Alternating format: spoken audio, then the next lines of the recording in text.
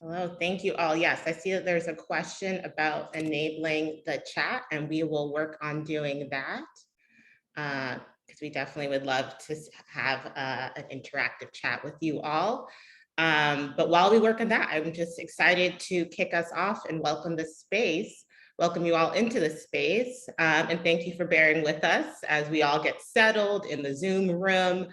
It's really great to be with you all this afternoon. So to start us off, again, for folks who maybe don't know me, I'm Sojourner Rivers. I use she and her pronouns. I'm a senior program officer at the New York Women's Foundation, and I'm really so honored that you all are joining us today during what I imagine is many of your lunch hours for a special public education event with the Survivors Justice Project in honor of Domestic Violence Awareness Month. If you don't know, that is this month in October. I am also just want to share that I am joining today from Manhattan, New York. I am on the unceded land of the Munsee Lenape people, and I'm also not far from the African burial ground where many enslaved African people rest. As we spend today talking about the strength, power, and organizing of survivors, I'm also holding that so many of our ancestors and marginalized community members did not survive. So I would also really like to bring their memories into the space as we discuss building violence-free futures. I know that I'm here today because my ancestors fought for me not only to survive, but to thrive, and for that, I am grateful. And before we get into a little housekeeping and a little background on the New York Women's Foundation, I'm thrilled to invite our speakers to introduce themselves as well, including their pronouns and their roles at the Survivor Justice Project. And going alphabetically, because that is how my brain works, I will start with Anissa to introduce herself. Good afternoon, everyone. Thank you so much, Sojourner. My name is Anissa Sabor. I am a member of the Survivors Justice Project. I'm also a member of the advisory JAC Justice Advisory Committee for the New York Women's Foundation. And I do a whole lot of other things, but one of the things I do most is I advocate for survivors who have been criminalized. And with that, I'll pass it over to my partner in crime, Kate Mogilescu, to introduce herself for the Survivors Justice Project. Thank you, Anissa, and thank you, Sojourner, and thank you all for being here today. It is incredibly humbling to look at the names of participants here and see so many longtime colleagues, partners, allies, teachers, mentors. So thank you all for joining. My name is Kate Mogilescu.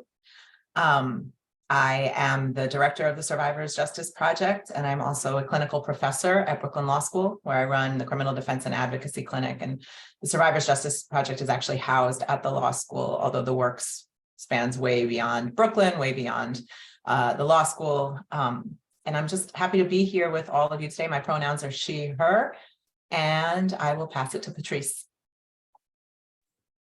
Well, hi guys, like Kate said, just seeing some of the names on the list, I'm just so excited that you are here and sharing this space with us. My name is Patrice. I am an advisor for SJP. I am also a project manager for Exodus, and I'm just really excited to be here. Thank you. Great. Thank you all for introducing yourselves and for being here and taking this time. And also, I just want to shout out my colleagues, Giselle and Cecilia, who are holding down with our tech support. So thank you as well for that invisible, sometimes, labor. So just a few housekeeping items. And I think many of you probably would imagine, but I do just want to give a content warning for our conversation this afternoon. It will cover potentially triggering topics like domestic, intimate, and gender-based violence, maybe, prisons, jails, and police, and state and racialized violence. So please do what you need to do to take care of yourself, whether that means, taking a break, having a glass of water, like really want you to ground yourself as best you can. And also, please do take advantage of some healing and safety resources that our colleagues will drop in the chat. In the event that you or someone needs a little extra support, we want you to know that there's support out there. And also want to remind folks that closed caption is available. It would be like at the bottom of the screen if you'd like to enable that. And we love to hear from you all this afternoon, and excited people are already wanting to be in the chat. We also specifically will have a Q&A at the end. So please do drop your questions in the Q&A button at the bottom of the Zoom so we can have some extra rich conversation. So now you're going to hear from me for a little bit, sorry. But I'm really excited to share a little background about the foundation for those of you who are maybe new to us and new to our work. So the New York Women's Foundation is a public foundation that since its inception in 1987 has followed the leadership of cis and trans women and gender expansive people to invest in community-led safety, anti-violence, healing, justice, advocacy, and care. Within our early investment portfolio, the foundation's core grant-making strategy supporting grassroots organizations led by women of people of color in New York, safety and healing has served as one of the 3 focus areas for our investments. Additionally, in 2018, the foundation partnered with the Toronto Burke to launch the Fund for Me Too Movement and Allies to support prevention and elimination of sexual violence and harassment. Following this historic fund, our safety and healing strategy continues to strive to meet the current moment. And we also continue to center and learn from survivors and organizers that are historically and continually marginalized in our NYC communities. And that starts by what we're doing today, building deeper relationships and learning from our survivor-led grantee partners and their communities. I do also want to say we draw on Black and other women of color feminist teachings. Those are folks that really have grounded so much, I think, of our strategy here at the foundation, such as Insight, Mimi Kim, Miriam Kaba, Beth Ritchie, Andrea Ritchie, Mia Mingus, and ongoing conversations that were reignited in 2020 about how to end violence without more violence, right? There's growing agreement that a new vision and approach to ending gender and other forms of interpersonal and state violence are needed to center survivors that society not only ignores, but in many instances punishes for surviving. We at the New York Women's Foundation are so proud to be able to offer, to be able to support survivor organizers, advocates, and nonprofits that are building toward the transformative and violence interrupting changes needed on the interpersonal level, all the way up to the policy and state level. And Survivors Justice Project is one of the grantee partners that we are proud to support. They are a leader in survivor decarceration, so we are so excited to bring them here today to learn about this work that's happening in our own New York backyard. Thank you again, Anissa, Patrice, and Kate for taking the time. And before we dive into what I know will be a lively conversation, I'm gonna hand it off to Kate, who will do some kind of overview and level setting for a little bit of the history of this movement. So happy to hand it to you, Kate. Thank you, Sojourner. Thanks for that framing, which is really important. It's worth noting that, of course, like during Domestic Violence Awareness Month, there are so many events. People's calendars are packed. So thank you for joining us today for this particular one. I mean, we at Survivors Justice Project know that this is not just a 1-month struggle, a 1-year struggle, or a 1-issue struggle, that this is really interconnected. And the work that we're going to be talking about here today, of our work, the work that has come before, the work that lies in the future, is deeply, deeply interconnected. And so this is about decarceration of survivors, but it's also about decarceration and liberation of all. We're going to talk a lot about domestic violence survivors, but certainly our approach and our philosophy is not limited or myopic in just thinking about DV survivors who may have been criminalized, but rather our whole criminal legal system and all of the issues that we need to address. So we are here as the Survivors Justice Project. And if we can go to the next slide, please. The Survivors Justice Project was formed in 2020. We're a collective of activists, Anissa, Patrice, many people who are participants here today, that basically picked up where years, decades of advocacy left off in getting the Domestic Violence Survivors Justice Act passed. The DVSJA, and we speak in acronyms always, but the DVSJA was passed in 2019, but it was years in the making. Go to the next slide, please. The DVSJA is the first law in the country that allows reduced sentencing and alternative sentencing for domestic violence survivors. The resentencing part is what we're going to be focusing on for the most part today, because that's where our work has been the busiest in the last few years. But the law allows for reduced sentencing moving forward, and allows for survivors who are currently in prison serving 8 years or more on certain offenses to go back into court and seek resentencing. And this is groundbreaking for a lot of reasons that we'll talk about today. Next slide, please. But again, to dive into the history, Survivors Justice Project doesn't operate in a vacuum, just like any movement work does not operate in a vacuum. And so really, we trace our history back to 1985, when there was a public hearing at Bedford Hills Correctional Facility, which is the maximum security women's facility in New York State, on the connection between domestic abuse and criminal legal involvement. This was organized by women on the inside who brought people in, lawmakers, right, policymakers, other elected officials, members of government, to hear about the experiences of women who could understand their arrest, their prosecution, their punishment as deeply connected to the trauma and abuse that they had experienced beforehand. For those of you who want to learn more about this critical moment at Bedford, we have information on our website about it. There's a video of this hearing, which is really, it's just amazing to see in 1985 where the seeds for all the work that follows begin. The Coalition for Women Prisoners, and Anissa obviously can speak to this much more than I can, having been very involved in the coalition for a long time and led the coalition, began organizing in approximately 2009 to pass some sort of sentencing reform that would address the very long sentences that survivors of domestic violence were facing. That campaign took over 10 years of working women inside, women on the outside, organizing, drafting, lobbying, meeting, right? Making people understand why this was necessary. And finally in 2019, and there's really no way that I can quickly and succinctly explain how that campaign was fought, because there's just so many people who worked on it for a long time. But the law was signed into effect in 2019. And right away, many of the people who have been involved in the effort to get the law passed realized, well, wait a second now. We have to figure out and pay just as much attention to how we are implementing this law to make sure that it is reaching the people that we intended it to reach. We cannot, nor will we ever, assume that the very same criminal legal system, that very same harmful system that has led to unjust, disproportionate sentences for survivors and others, we can't trust that that very same system will on its own implement this law and do it in the way that it should.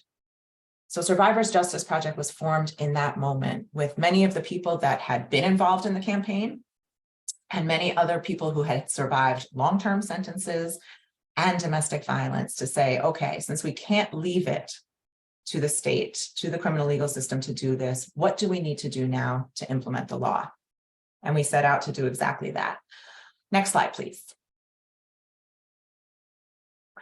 So just very quickly, an overview of the DVSJA, and this is not, you're not going to be quizzed on this later on, but the Domestic Violence Survivors Justice Act allows for these reduced sentences when a person who is being prosecuted or has been prosecuted, the victim of domestic violence, subjected to substantial physical, sexual, or psychological abuse by a member of the same family or household.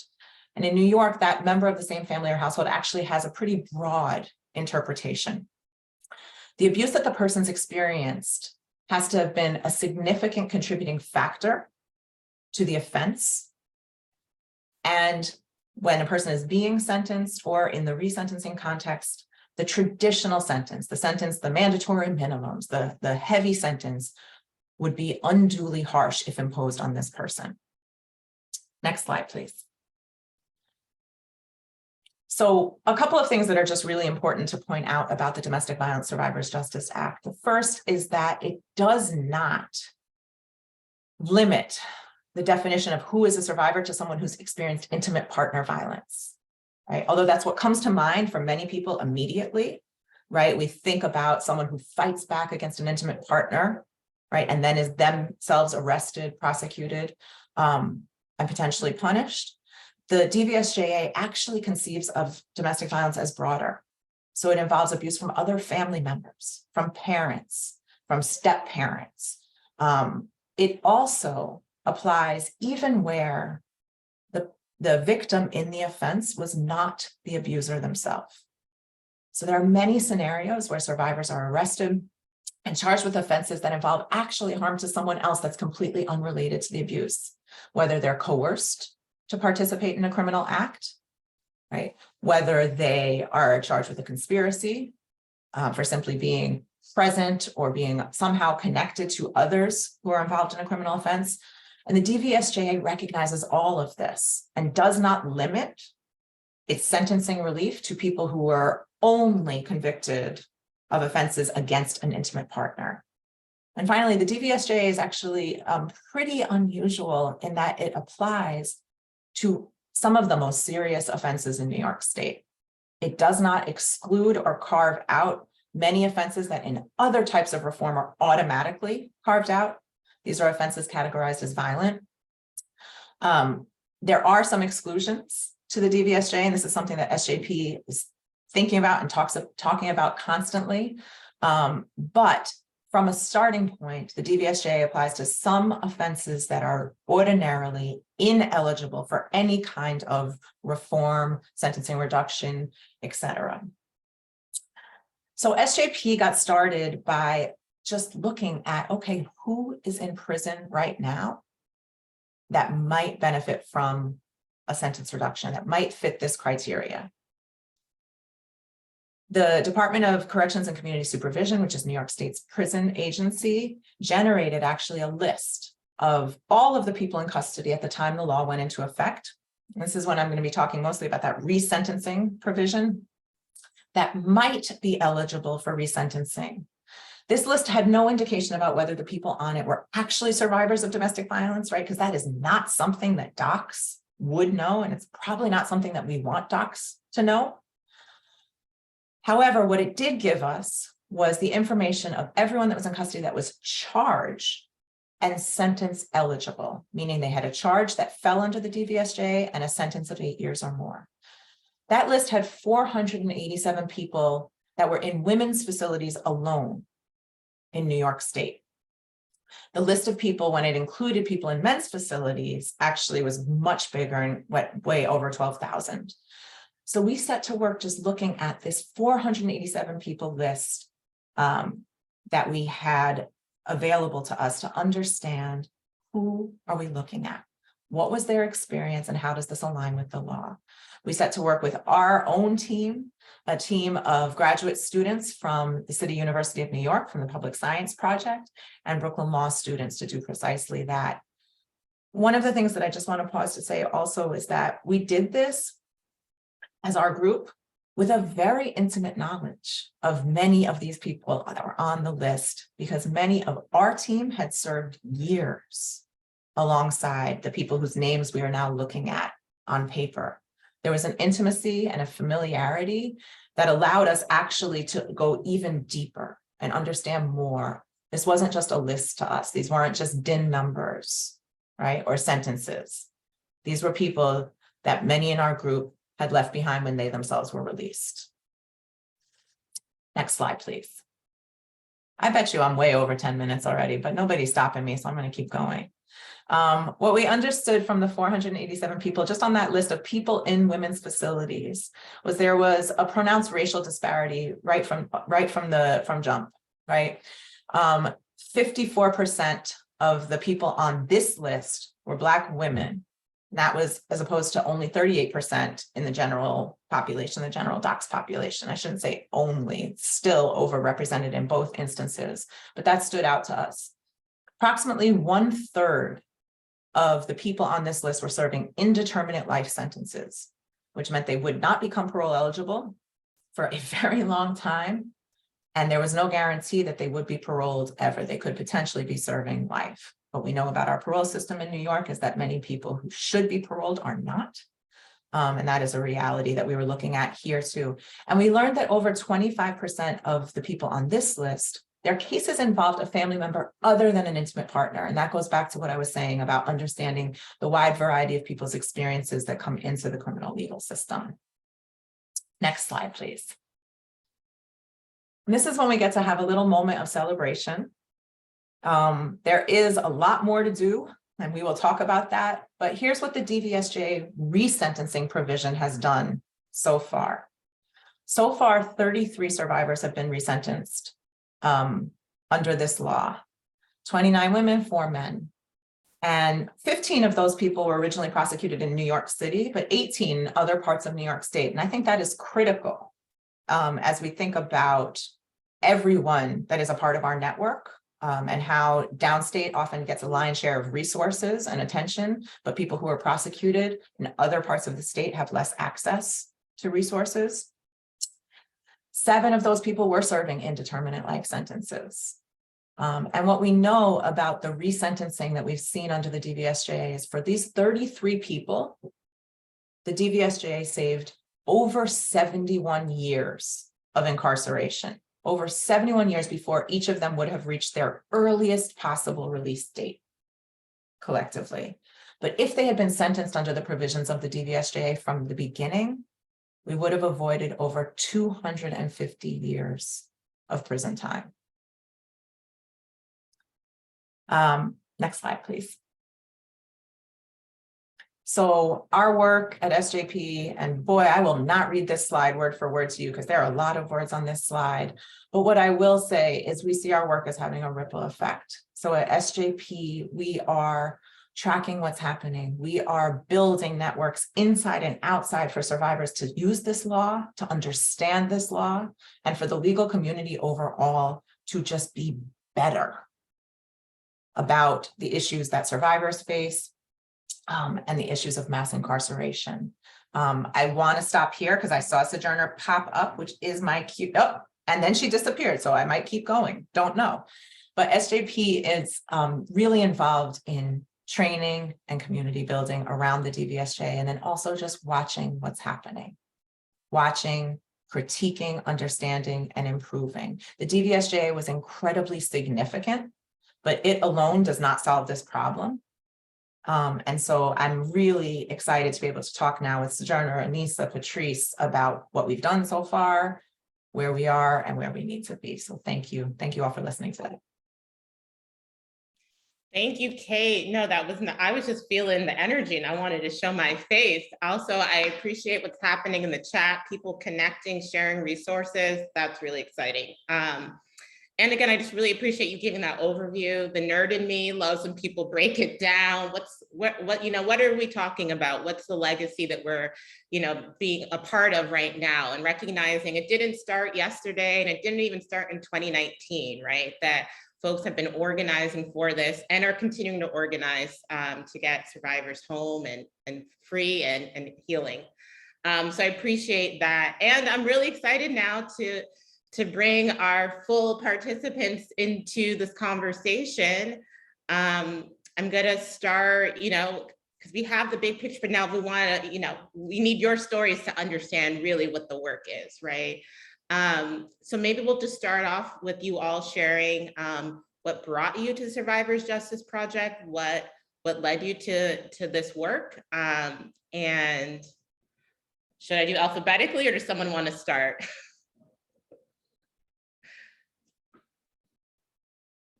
All right. Okay, go Patrice, please. Well, I was about to ask Anissa, does she want to go? So, all right, I'll go. Hi, guys. I'm so excited once again. So I came through to SJP because of Kate. Kate was the attorney who represented me in my DVSJA application. I was incarcerated. Wait, hold on one second, guys. I was incarcerated at the age of 16 and given 25 to life. When this law passed in 2019, a friend named Julie Kempner, who is on here, so big shout outs to Julie. She actually introduced me to Kate and let me know that Kate was going to represent me for a DVSJA application. going through the process was so intense. One of the main components is that when you actually, if an incarcerated or criminalized survivor does this in application, they actually have to submit it back to their original judge.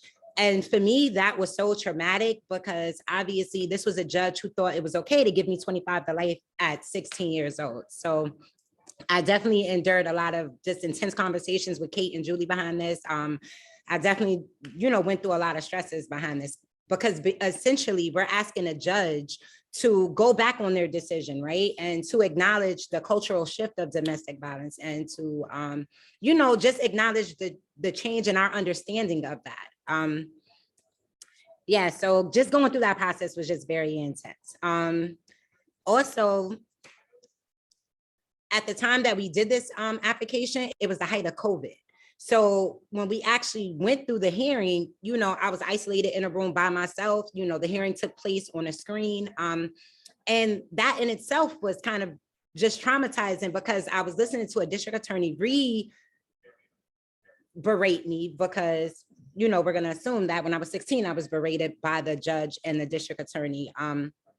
So here we are, 22 some years later. I'm in this room, I'm by myself. The DA is berating me, not calling me a survivor. They did not acknowledge any of the victimization that happened to me.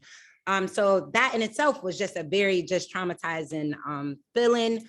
I was not able to really get any immediate support while I was incarcerated. Like there was no OMH or mental health services provided to me. So by the grace of God, I did have a support system. So I was able to make numerous calls. Kate and Julie did stay on legal calls with me to kind of help me process this entire process, right?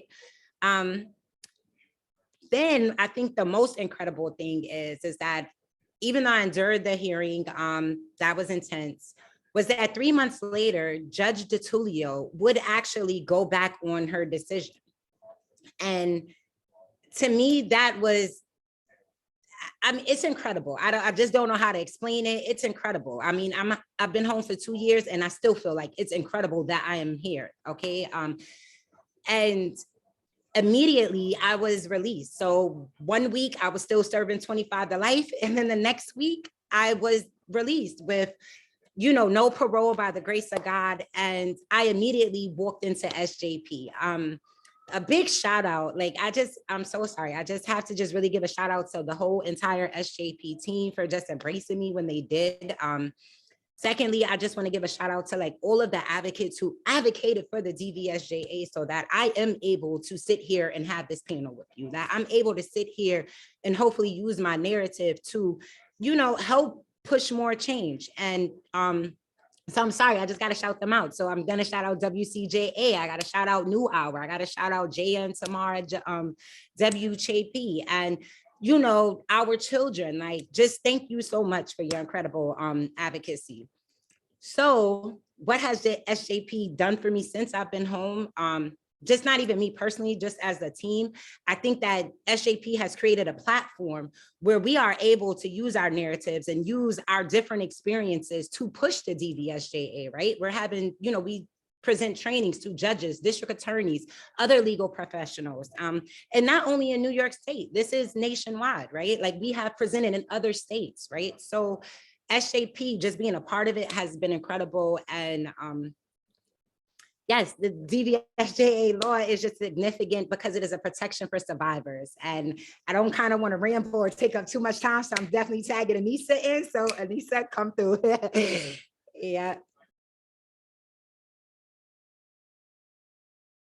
Y'all really don't want me to follow Patrice, right? How could I follow Patrice? I'm sorry. Patrice, I love you, right? But thank you so much. Thank you for sharing. Thank you for being vulnerable to a group of folks that everybody on here you don't know. But thank you for joining SJP and really sharing your experience with us as those who really fought to make sure that folks like you and other criminalized survivors get some form of relief, right? And so most of you on here know me. Again, I'm Anissa. I came home in 2004. I'm not a criminalized survivor, but I am a survivor of violence. And I think from my own experience, working on the DVSJA as a part of the coalition, and really knowing that people who actually fought back or were coerced into a crime and then sentenced to these really unduly harsh, horrible sentences, right? Some of them even life, right? It really just inspired me more to work harder to make sure that this got passed. And I too, like Treese, want to shout out all of our partners on this call, right? Especially, I see that Senator Ruth Hassel Thompson has joined the call. Senator Ruth Hassel Thompson took us over the finish line, right? And I am so grateful to her and her staff for opening up the space for the coalition to continue this work and make this happen, right? And now being able to share with her how this is working in the implementation phase. And so I'm just really, really grateful. And I came in because I got a call from Kate telling me, we got 487 names and we trying to figure out how we gonna do this. Do you want to be a part of this? And I was like, why would I stop now, right? We had really pushed for 12 years, starting with the maritime bill, right? When the DVSJA came along in 2009, and we started really thinking about, as a coalition, what is it that we really wanted to see happen? And that's where the resentencing structures came up. And it was something that not only the coalition could work on, but legislatures were willing to work on with us. And so that just inspired me to continue this and see it over the finish line. But then we know a law is a law, but it's not a law until it's implemented, right? And so doing this implementation work has been the most inspiring for me.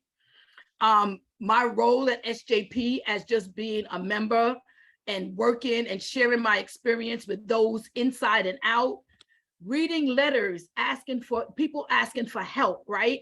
And we being able to send them information to start their process, right? Connecting them to attorneys and social workers and DV orgs in their counties, especially up in the northern region.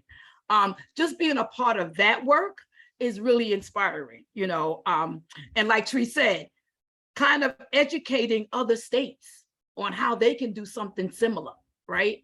And for me, that's really been inspiring, because talking about the DVSJA, talking about its win to get it passed, but now talking about the wins of getting people home has been just so amazingly empowering and strengthening, but also getting people to inquire, how can we do this where we're at?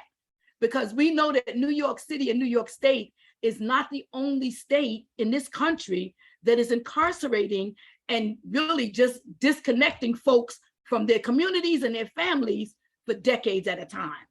And they are survivors, right? So I think that was enough for me. I'll pass it over to Kate and just say thank you again. Thank you both so much. I came to SJP as a defender.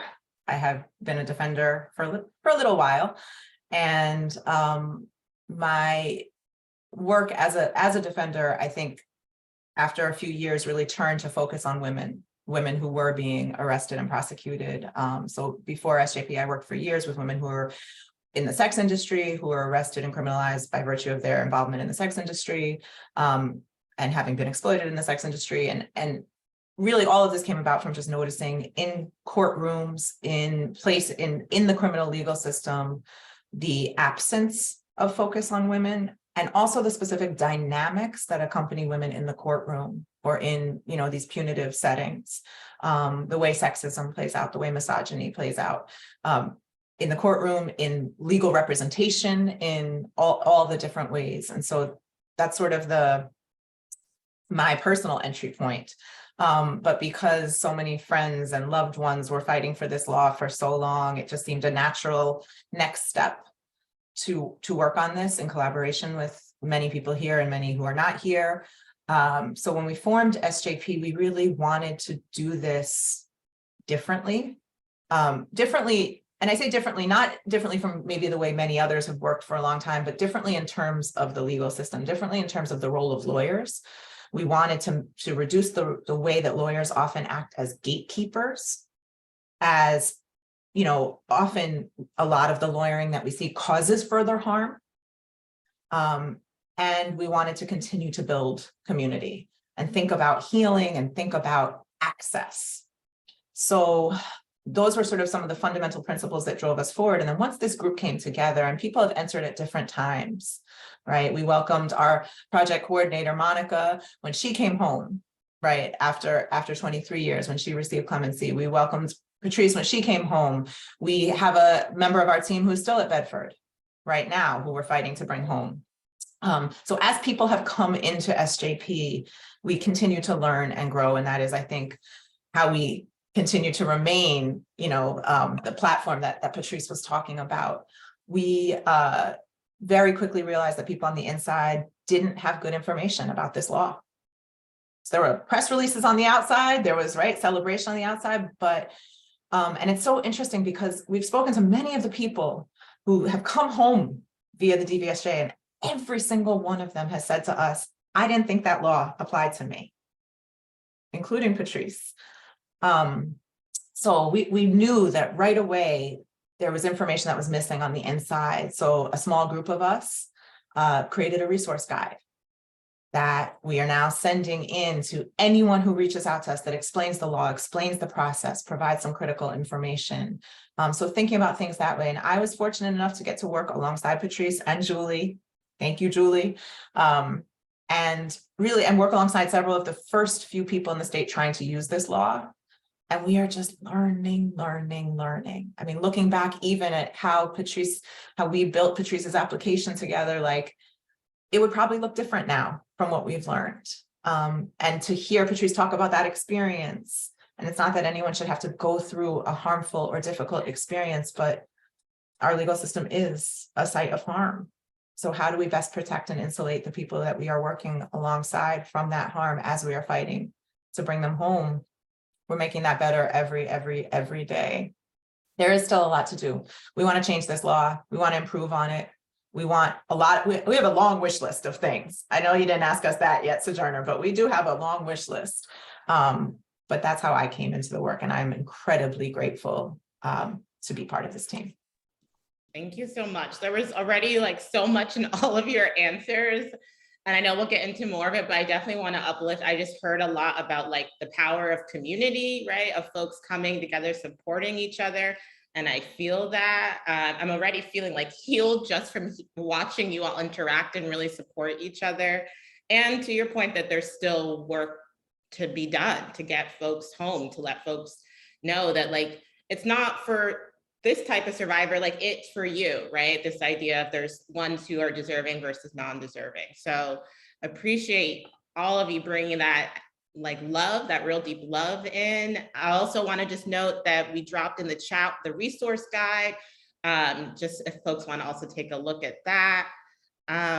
So I do want to, we've talked a little bit about DVSJA in terms of like that it started, right? That the work started, you all kind of alluded to it, years in the making. So would love if you all could maybe share what your experience was like doing that. Also, anything about some of the inside outside work that you mentioned, how some people were still inside fighting for this. I think that's really one of the things that was exciting to me. So if anyone wants to kind of share like what your experience was like advocating for DVSJA to pass. I think that's that, Anissa. Thanks, Kate. So yeah, my experience was a long, hard one. As somebody who came home in 2004 and was in the coalition as a volunteer, really just trying to advocate mostly for issues that were impactful for people on the inside, but also about reentry, right? And when we started on the merit time, I need to say I was someone who actually benefited from merit time. And so that's what made me think about, could this be something that could help others, right? As a part of the Violence Against Women's Committee in the Coalition for Women's Prisoners, we talked about this, right? And it was a couple of us who did not have what they considered violent crimes, right? But they looked at us as, oh, you know, you just said it, you know, this type of person versus that type of person, or a survivor versus a non-survivor, right? But we were looking at how do we not look at that and look at everybody as survivors, right? And try to use that merit time to actually get them some relief. Well, we talked about it and we tried it, even with the legislation, but no one was really trying to hear that, right? Because it didn't even go half as far as the DVSJA wound up going, right? It was only like a 4-month reprieve from your original parole date, right? What we wanted to see was more than that, right? People who had these really harsh sentences weren't even making it to their parole dates, right? Their parole dates were so far in advance, they weren't able to even see that far. And so long story short, you know, I still, every time I talk about this and this work, I talk about Sister Mary Nerney, because without her and her inside connection, I think it would have been all the work being done on the outside. But her being able to go in and use her clergy clout to really have these conversations with the women, get their input. You know, she smuggled drafts in and out of the facilities. I could talk about it now, right? And was able to really get the input from the women on the inside of what type of relief they really wanted to see and what they feel they needed, and for them to begin to heal. So to have that small group of, we called violence against women on the inside, right? To really start to help us think about how we can best support and help them, even through legislation, was really so inspiring for me, right? And it just kept me moving. And as, you know, the coalition pivoted and the organization that housed us pivoted, you know, I couldn't see just dropping the ball. I knew that there were real survivors still suffering from these long astronomical sentences. And so I just continued to do this work. So yes, it carried me to this point, and I don't want to leave it. I want to make sure that every person who is deserving of being heard and being seen as a survivor gets that opportunity. So I'll continue this work until it's no more. So thank you for asking that question.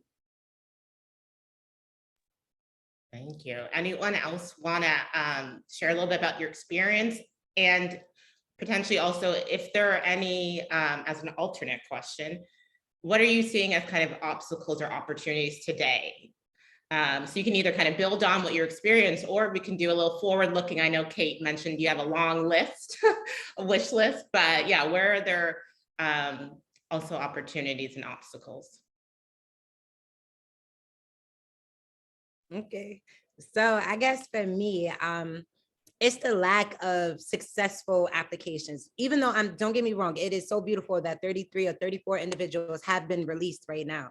This law still has been in effect since 2019. That's 3 years. So I'm just disappointed in the lack of traction that's happening, and also the lack of traction that's happening for men, right? Because I don't think that this law was set out to be just a woman's law, right? Like, it's meant to be people who have suffered severe trauma, in which we know that trauma shapes the way that you think. It changes the way that you interact with people. Thus, it changes the way that you may respond to potential harms or threats. So it wasn't meant to be a woman's law. And I'm just disappointed. And I guess it's a bit disheartening that there haven't been that many men that have been able to seek some type of relief under it. And maybe, I don't know if that's generally or culturally, if we're just not even accepting that men get abused, right? Like, do we believe in toxic masculinity? You know, I don't know if it's so much the court's fault culturally. I just know that ultimately there's no traction happening, you know, especially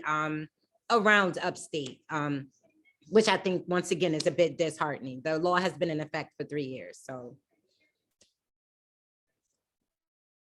Yeah, I think, I think we can celebrate the freedom that the law has brought so far and recognize that there are some traction issues. And I think they fall into a number of categories, some of which Patrice just talked about. So one is just gender and how gender operates here. and also just how deeply entrenched the notion of criminalization is. Like once someone is identified as the person that has committed a violent felony, whether it's even violent or not, like that's a separate question, but something that is categorized as a violent felony, the system's resistance, even in the face of evidence, we talk about the change of understanding, we talk about how much we know now. But once someone has been convicted and sentenced, it's really actually before that, from the point of arrest, labeled in that way, the system still operates in that binary. You either have caused harm or you've experienced harm. It can't be both still. And what we know about, right, is that for almost everybody, it's both. And we don't talk about that. We do not talk about what to do when you have both experienced harm and also caused harm. What should the system response be? Instead, we just force you in one category or another.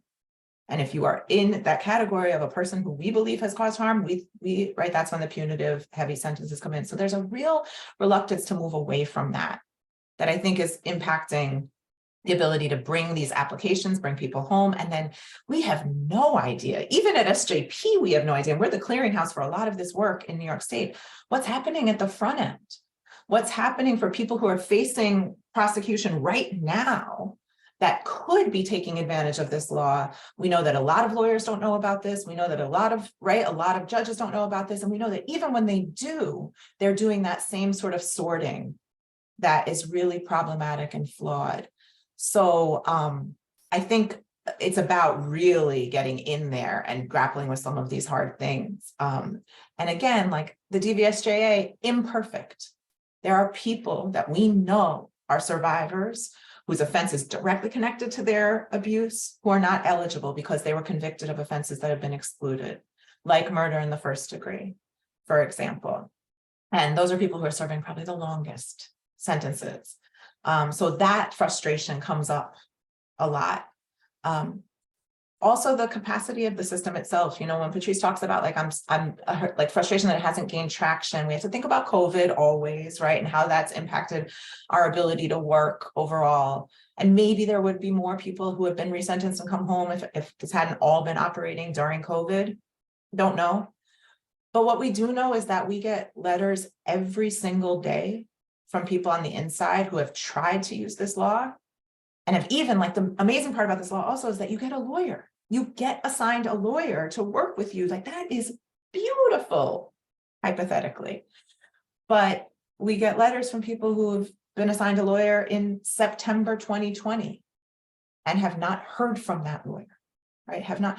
So like, we have to address some real problems with just how our system operates, how bad the lawyering is, how even with good intentioned lawyers, how poorly resourced they are, how they either don't have the ability to travel down to sit with people in the prison facilities that are all over the state and do the work to actually get one of these applications together, or they don't have the understanding, or they don't have the money to hire an expert, whatever the thing. I mean, we're at a resource constraint. And also this criminal legal system has accepted poor performance, deficient performance as the norm for so long that, like, to try to move away from that and say, no, we have to do this differently. Like we wanted to develop these differently. It's like,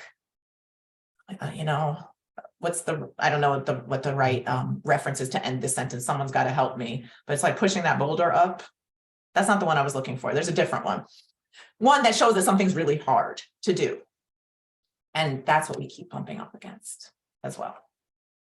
Yeah, no, thank you for sharing. And I just want to uplift also some kind of overarching things I heard about, like these binaries, right, that are still really hard for people to break down, which again, harm doer versus person who caused harm, that's often not how it works, particularly for survivors who are doing all that they can to save their own life, right?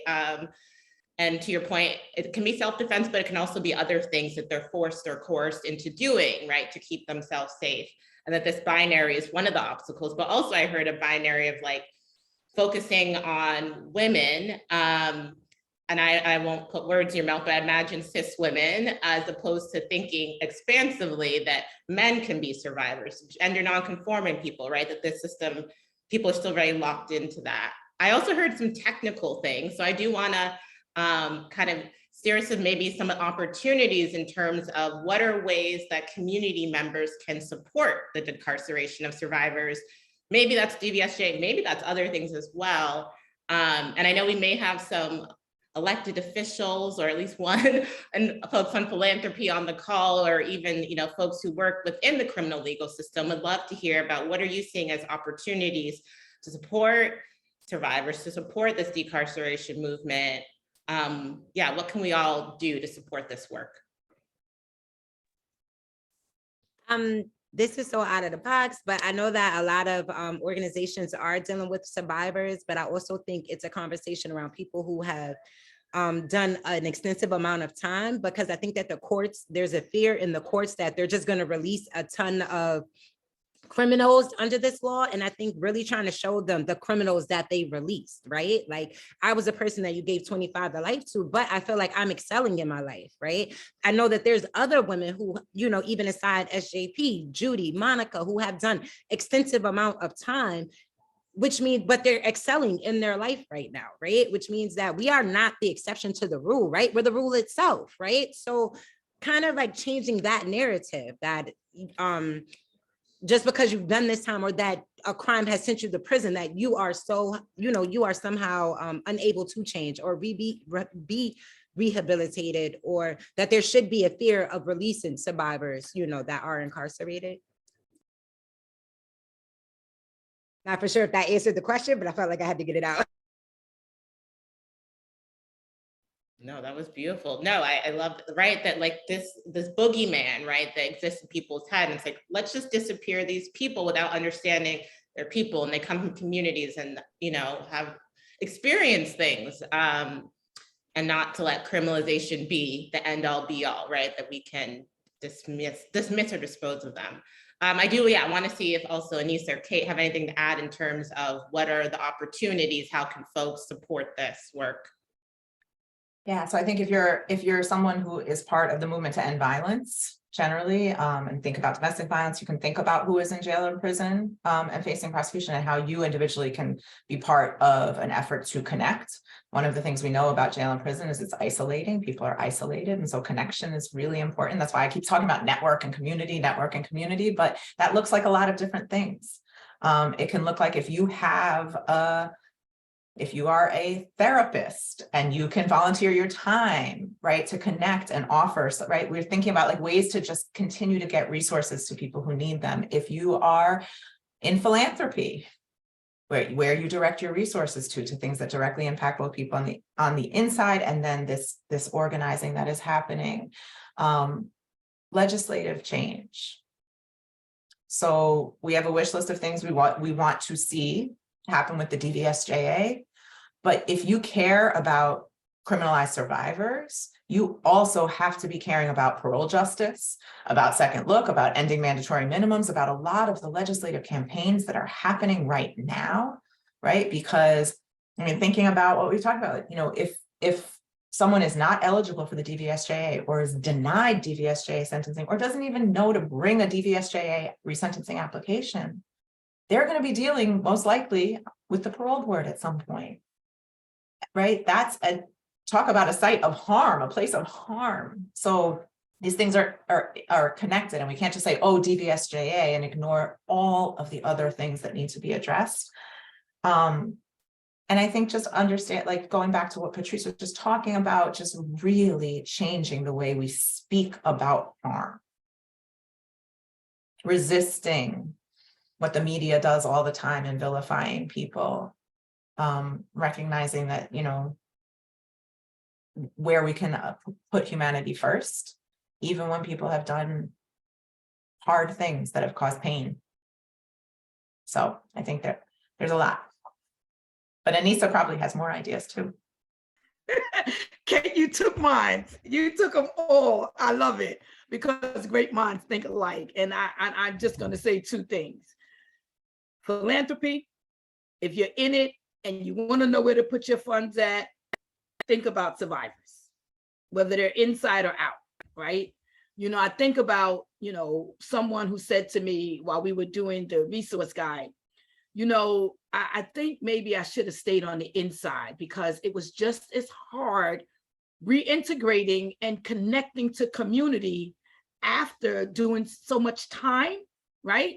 And there's resources needed in our communities to support them, right? And so, yeah, I think that philanthropy for me, if you really want to help and to find a place to put money that would really help people to elevate, like Patrice said, is really look at returning citizens who are survivors and making sure that they have that space to heal and to grow and to elevate, right?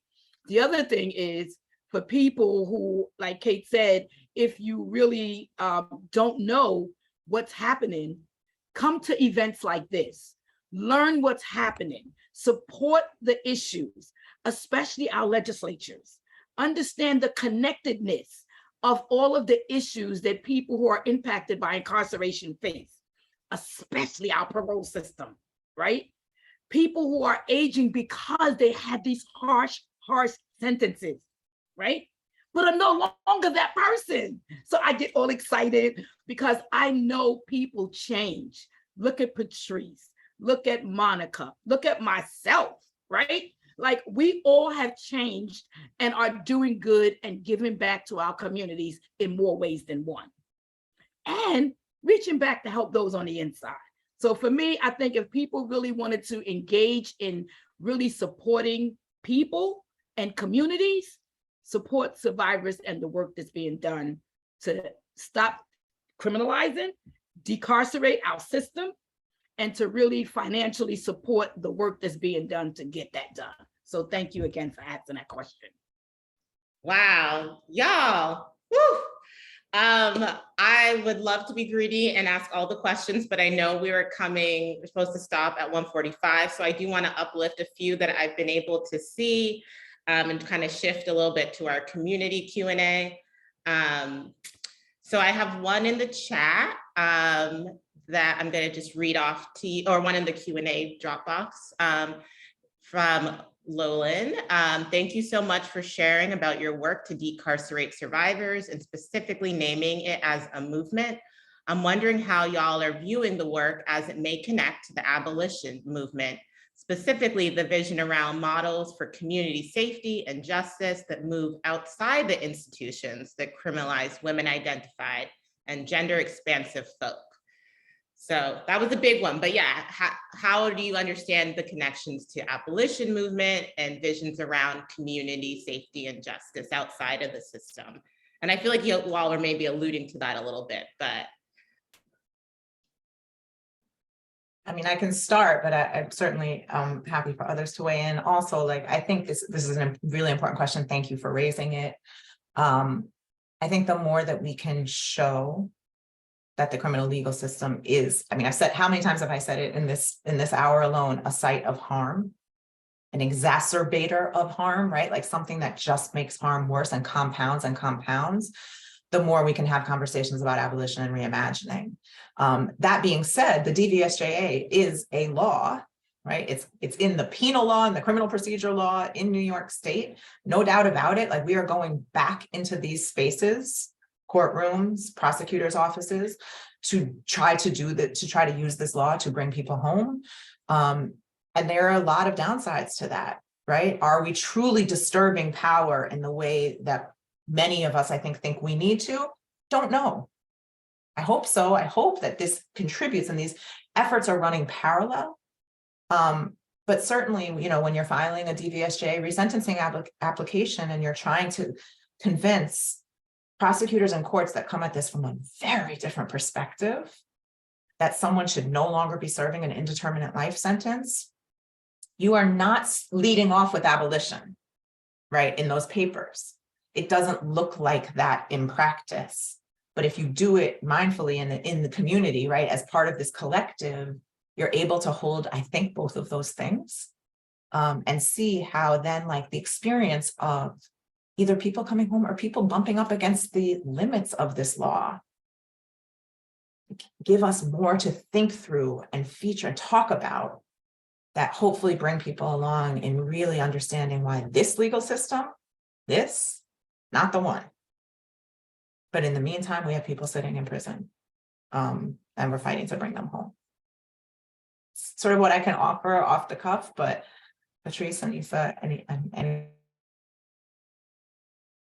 I think you I- did I- it. yeah. That was well said.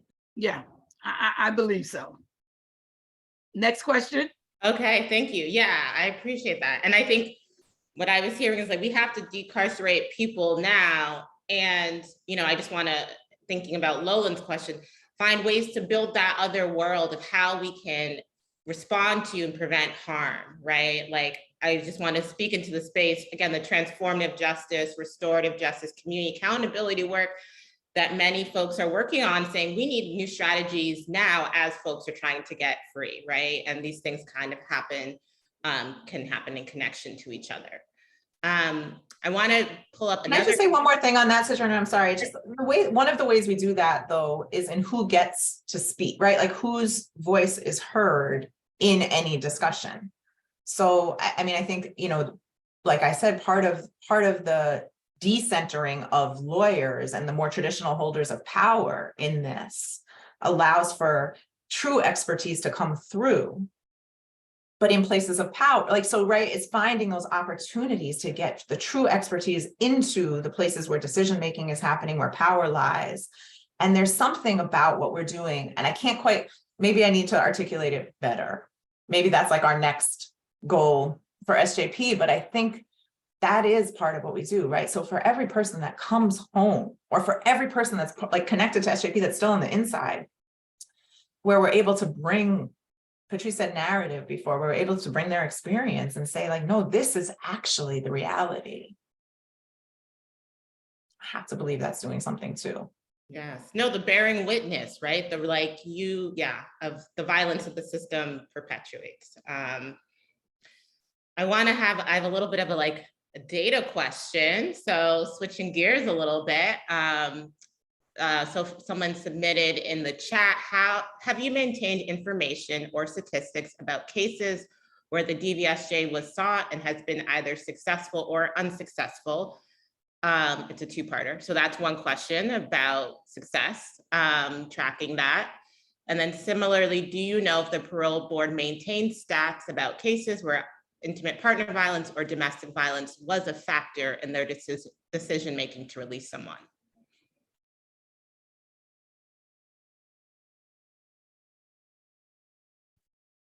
They're looking at me, but I'm looking back at them. Go ahead, Kate. I think you should talk about Airtable, and I think I'll talk about the parole. Thank you. That's a great way to tackle this. Okay, so we are collecting data about the DVSJA. We actually recently brought on Clarissa Gonzalez, who's here with us today, who is our new Survivors Justice Project legal fellow, who's really the primary focus of her work is building out our database, which, as Anissa said, lives in the Airtable. This is not going to turn into an Airtable convention because I could easily go there and talk about our database in a lot of detail and get very, very nerdy. I'm not going to do it, but I love it. But we are tracking. We don't have all the information yet. We have a really good handle on all of the people that have been resentenced. We have very specific information, but we now are moving to expand that on everyone who's trying to use the law, who's being denied, and broken down in a million categories that will allow us really to do this layered analysis about why, what's operating here. And Anissa, about parole? So I'm going to say no. Only way parole looks at an individual is the nature of the crime. Whether it was domestically related, they don't care, right? All they look at is the nature of the crime, which is really sad because so many of our survivors are people who parole should be looking at, not just the nature, but them as survivors. And so, yeah, so a lot of folks are denied parole because of the nature. It's not, I survived abuse, but then I in turn may have harmed or killed my abuser. So that's all they want to know is, they don't want to know about the abuse. You killed somebody or you really injured somebody seriously, right? And so, yeah, our system of parole, like Kate talked about, it really needs to be dismantled and revamped. Yeah. And I think that goes along with some of the abolitionist work that comes with dismantling our whole system. So thank you. And one of the reasons we are taking on the task of collecting the data is because we do not trust the institutions to do that.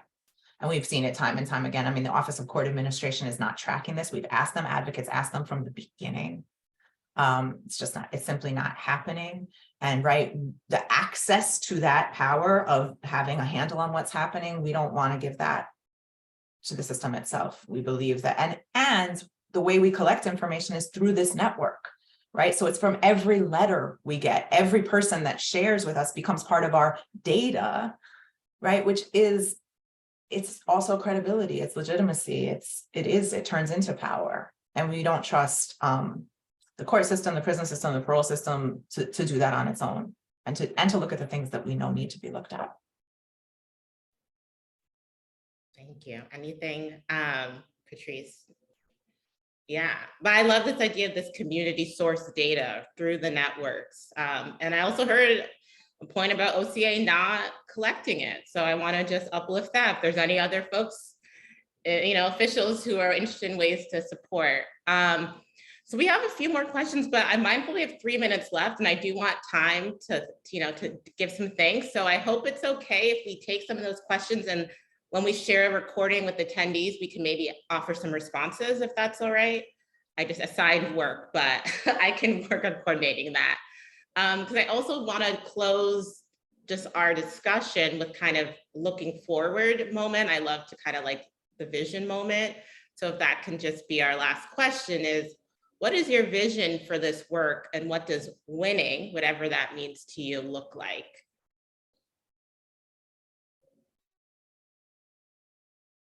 Okay, I'll go start, because I'm just gonna say it flat out.